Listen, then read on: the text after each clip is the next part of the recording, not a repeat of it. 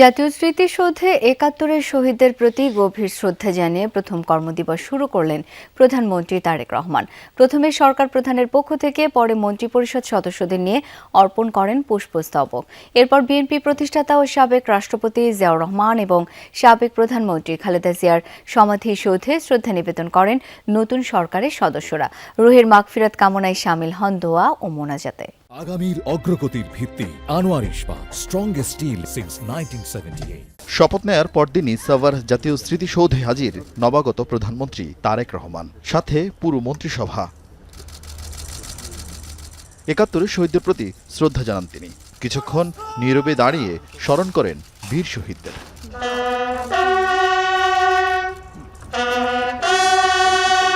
পরে মন্ত্রিসভার সদস্যদের নিয়ে আরেক দফা স্মৃতির মিনারে পুষ্পস্তবক অর্পণ করেন সরকার প্রধান।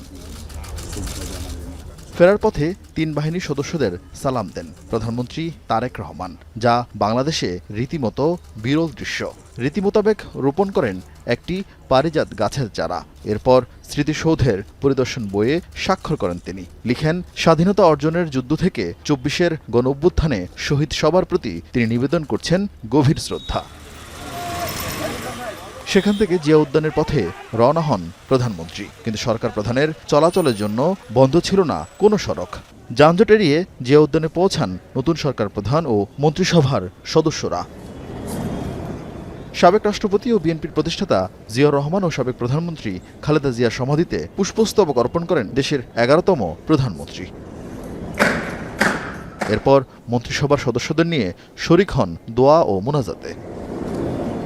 পরে মন্ত্রিসভার সদস্যরা জানান, দুর্নীতিমুক্ত ও সুশাসন দেয়াই হবে তাদের সরকারের প্রধান কাজ। এই রাষ্ট্রটাকে একটা প্রাতিষ্ঠানিক ভিত্তির উপর দাঁড় করানো, এটি হবে আমাদের আগামী দিনের কাজ। শহীদের এবং দেশের মানুষের আকাঙ্ক্ষার বাংলাদেশ তৈরি করা, সেটাই এখানকার দায়। সৌহার্দ্যপূর্ণ এবং সম্প্রীতির বাংলাদেশ আমরা গড়তে চাই এবং সে পথে আমরা এগোচ্ছি। জিয়া উদ্যান থেকে প্রথম ক্যাবিনেট সভায় যোগ দিতে সচিবালয়ে যান প্রধানমন্ত্রী তারেক রহমান।